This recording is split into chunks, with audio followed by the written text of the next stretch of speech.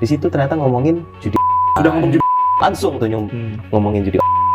Karena orang yang bersangkutan itu yang sedang menjalani sidang itu sudah memberikan pernyataan gitu, bahwa tidak ada keterkaitan masalah yang sedang terjadi di dirinya dengan orang lain gitu.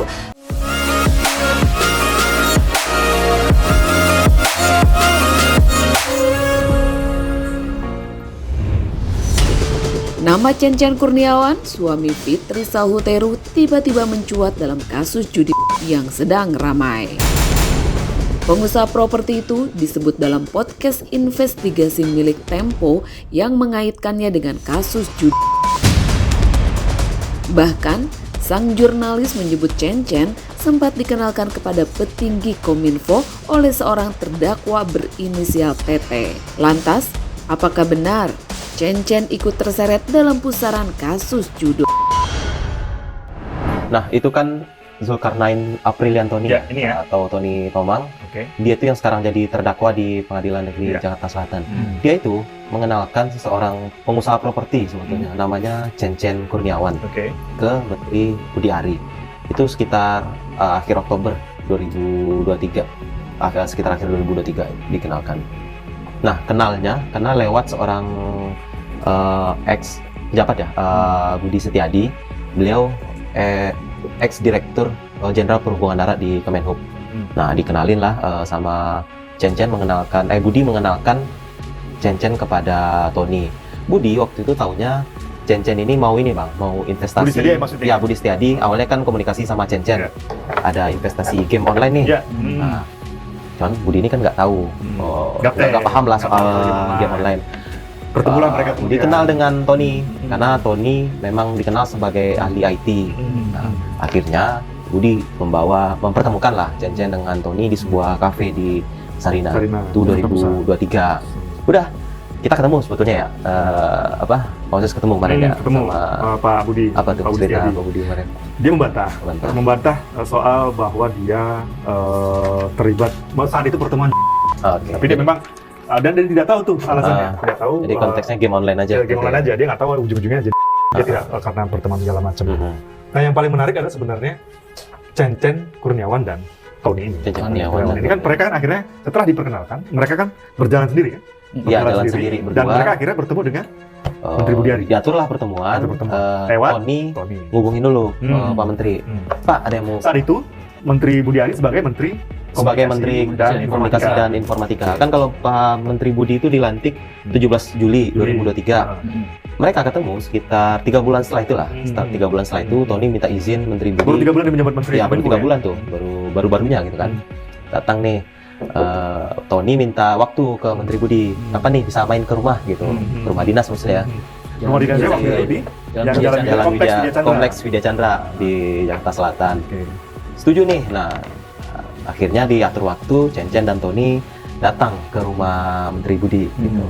Itu menarik ya, karena waktu kesaksian di polisi, cerita yang kita dapat, Tony ini juga nyebut Budi Setiadi ikut gitu ya. Nah, sementara kemarin Pak Budi bilang dia nggak ikut pertemuan itu. Gitu. Dia bilang dia hanya bertemu di Sarina itu aja. Sarina itu aja. Nah, akhirnya ketemu lah itu Cencen dan Tony di rumah Menteri Budi Ari di Widya Chandra. Nah, di sini nih Bang, titiknya krusial di sini nih. Ternyata datang Cencen ke Tony dengan berdua ya, datang ke rumah Menteri Budi Ari. Di situ ternyata ngomongin judi. Udah ngomong judi langsung tuh ngomongin judi. Kita dapat cerita ya saat di pemeriksaan oleh penyidik di Krimum Polda Metro, Tony ditanya gitu ya sama polisi, ngobrolin apa aja kemarin di rumah Menteri Budi. Pertemuan pertama itu ya? Ya, baru pertemuan pertama ini gitu. Rupanya di pertemuan itu Cencen cerita ya, ingin minta izin lah, ingin Pak Menteri bisa nggak kita atur judi online gitu. Keluar ya kalimat judi ya keluar gitu. Baik ketika Tony diperiksa sama polisi maupun Cencen. Tapi respon Budi Ari saat itu apa? Nah, itu yang menarik karena Menteri Budi ingin merantas ini juga. Satu sisi judi online. Nah, di kata pengaturan ini yang ternyata maknanya ganda gitu. Karena di satu sisi ingin memblokir sejumlah situs judi online. Di sisi lain ingin mengamankan sebagian lain. Nah ini butuh diklarifikasi nih, bukan dijelaskan nih bahwa satu sisi bukan dijelaskan bahwa si Chen ini datang pengen ngeblokir juga situs Pengen tapi yang kecil-kecil. Di satu sisi dia pengen meloloskan situs judi besar-besar. Artinya dia meloloskannya. Dia meloloskan yang besar dengan menghabisi yang situs judi kecil. Gitu ya. Ini fakta di pemeriksaan ya yang kita dapat. Tony kan saksi ya di sana gitu kan. Tony itu cerita ke penyidik gitu apa yang diungkapkan oleh Menteri Budi di pertemuan itu. Betul kata lu bahwa yang kecil-kecil, yang bandar itu bahkan menurut Tony ya, kesaksian dia itu permintaan langsung dari Menteri Budi gitu. Itu yang akhirnya muncul kutipan berapa nih, 1.000? Iya, 2.000, 3.000, berapa yang mau dijagain. Tapi jangan yang kecil-kecil lah, nanti masyarakat kecil jadi orang susah. Malah susah, kenapa? Karena yang kecil-kecil ini kan depositonya kan 5.000, 10.000 gitu. Itulah yang cerita yang kita dapat ya ketika Tony bersaksi berapa kali di polisi gitu ya. Gue tambahin ya, Pep. Soal pertemuan tadi, ternyata Chen Kurniawan juga memberikan sebuah flash disk gitu. Flash disk ini isinya puluhan ribu situs-situs yang kecil-kecil gitu, untuk diblokir dan diserahkan kepada Budi Ari gitu. Iya, dan gratis nggak itu?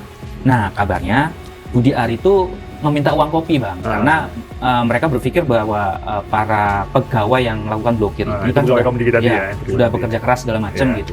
Bahkan kerjanya sampai malam segala macam gitu. Makanya dia situs akhirnya kan situs blokir ya kan. Kemudian Menteri Budi ngomong, ini sudah di take down puluhan ribu situs, masa nggak ada uang kopi? Hanya di situlah ada katanya ada uang sekitar kode sekitar uangnya itu 500 juta. Nah, disitulah kemudian diterjemahkan oleh si Tony dan kemudian ke Chen untuk menyiapkan uang 50.000 Singapura dolar itu kan. Iya, si permintaan itu kan ada diblokir tuh situs yang tadi disetor pakai flash disk. Tak tinggal diam, Fitri Salhuteru buru-buru mengklarifikasi. Melalui live media sosialnya, ia menanggapi santai tuduhan tersebut sembari membersihkan wajahnya. Dengan gaya khasnya, Fitri menyebut tudingan itu hanya drama yang tak penting untuk ditanggapi serius. Ia menyebut bahwa orang yang sedang disidang sudah secara terang-terangan menyatakan tidak ada kaitan kasusnya dengan siapapun, termasuk Chen. Bahkan, menurut Fitri, pengakuan dan sumpah telah diucapkan di persidangan bahwa tak ada keterlibatan suaminya dengan tuduhan tersebut. Fitri juga menyentil media yang dianggap terlalu bernafsu menyebar isu tersebut. Netizen, nah ini aku mau menanggapi karena nggak terlalu penting, jadi aku tanggepin di sela-sela aku bersihin muka, biar muka jurnalisnya bersih juga gitu. Kalau mau ngasih berita itu jangan terlalu gemes. Disuruh siapa sih? Ada yang nyuruh ya. Jadi netizen, aku tuh nggak mau keganggu liburan aku dan hidup aku kemarin untuk berita-berita yang menurut aku nggak penting dan nggak usah dijabarin lagi. Karena apa? Karena orang yang bersangkutan itu yang sedang menjalani sidang itu sudah memberikan pernyataan gitu, bahwa tidak ada keterkaitan masalah yang sedang terjadi di dirinya dengan orang lain gitu. Tapi ini si tabloid Tempe ini gemes banget nih, sampai nyari-nyari lawyer aku pengen wawancara, nggak akan aku ladenin. Pertama nggak penting, kedua gemes banget gitu.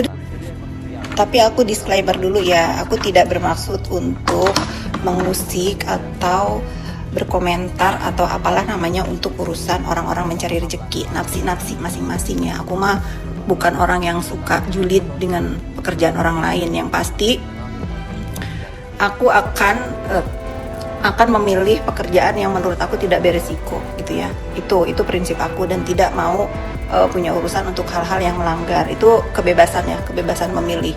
Lagi-lagi nanti setelah ini aku tayangkan biar pada melek ya netizen. Aku tuh mau difitnah apapun di dalam hidup aku tuh udah nggak peduli. Aku tuh udah settle banget mental aku, keluarga aku tuh udah terlatih dibully ya. Tapi yang lucu gitu ya, kemarin aku pancing di level, sebutin dong namanya Chen siapa. Disebutin bener Chen Kurniawan. Nah, sekarang baru aku bantai gitu. Gemes ya, gemes.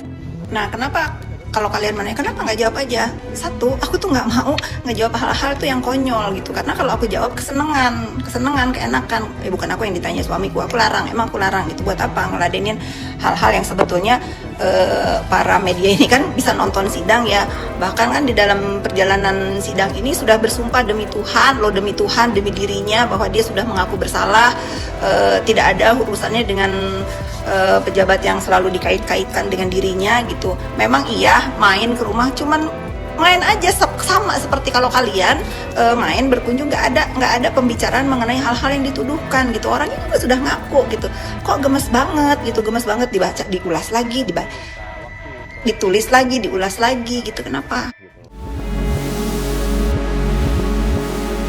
Di sisi lain, netizen ramai mengkaitkan tudingan ini dengan pernyataan lama dari Nikita Mirzani. Seperti diketahui nih guys, Nikita sempat menyebut Chen Chen sebagai pengangguran yang terlibat narkoba dan judi online. Meski isu itu sempat mereda, kini nama Chen Chen kembali menjadi bahan perbincangan publik. Namun, bagi Fitri, ia sudah kebal dibully. Ia mengaku lebih memilih diam dan menjaga mentalnya ketimbang ikut menari dalam keributan. Perumahan yang dia bikin atas nama anaknya yang pertama itu bukan uang dia tidak taruh uang 1 sen pun. Apalagi yang kedua nih, yang sok-sokan dibeli sama waria juga satu orang tuh bukan punya dia. Dia tuh cuma pengen itu kan WhatsAppnya kan juga udah kesebar waktu ada tuh lagi heboh-hebohnya yang dia bertarung sama orang, yang gue juga lagi ribut sama orang yang handphonenya dibawa sama anak kandungnya si lakinya yang pengangguran ini, kan disebar kan chatnya isinya, gue minta tolong dong lu bangun itu seolah-olah itu punyanya si Firaun Serakah ini pakai nama anaknya yang pertama, supaya apa? Supaya biar netizen tuh mengagung-agungkan dia, bikin klaster. Bukan punya dia, itu tuh punya. Kalian pergi ke akunnya Sarwenda, tuh udah gua kasih bocoran. Dia ada foto bertiga, salah satunya pakai hijab. Itu yang punya uang, itu yang punya tanah. Silakan. Kenapa gue bisa tahu? Karena gue beli rumah itu. Awalnya dia bilang dia mau kasih gue gratis kalau gue promosiin. Udah jadi rumahnya, udah gue promosiin, udah gue taruh di YouTube, udah gue taruh di IG, udah gue taruh di story sebanyak mungkin. Itu kalau dirupiahkan itu udah dia. Kalau dirupiahkan itu secara profesional itu dia harus bayar ke gue 2 miliar lebih. Ya tapi karena dia selalu bilang nanti lu gue kasih aja atau nanti gue kasih diskon yang banyak. Dalam otak gue banyak itu kan banyak banget. Paling gue disuruh bayar cuma 100 atau 200 dengan harga rumah yang gue beli itu misalkan 700 juta, 800 juta ya kan. Atau di free-in karena kan harga profesional orang kalau mau kerja sama gue di YouTube itu kan 350 juta. Nah itu berapa kali tuh masuk? Ternyata lu tahu gue cuma di diskon berapa? 10 juta guys. Dengan banyak alasan, dan gue kan orangnya nggak suka banyak kayak argumentasi untuk hal-hal kayak ya udahlah kalau cuma di diskon 10 juta ya udahlah biarin aja. Tuh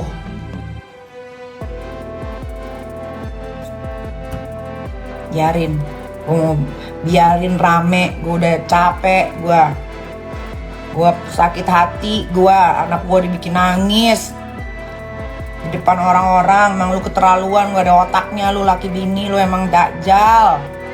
Nah gitu netizen nih, jatah waktunya tinggal aku pakai lip balm. Aku tuh bukan gak mau klarifikasi, gak mau apa tuh, males, tau gak, males. Aku tuh udah, lagi-lagi aku tuh udah namaste ya. Katanya kan aku duta namaste, tapi bener ya, untuk hal ini itu kayaknya gemes banget nih si tabloid Tempe ini untuk selalu ngungkit-ngungkit orang-orang yang tidak ada salah, yang tidak ada urusan dengan hal-hal yang kepengen banget dia dikupas tuntas terus. Ini media ini udah lebih dari aparatur negara.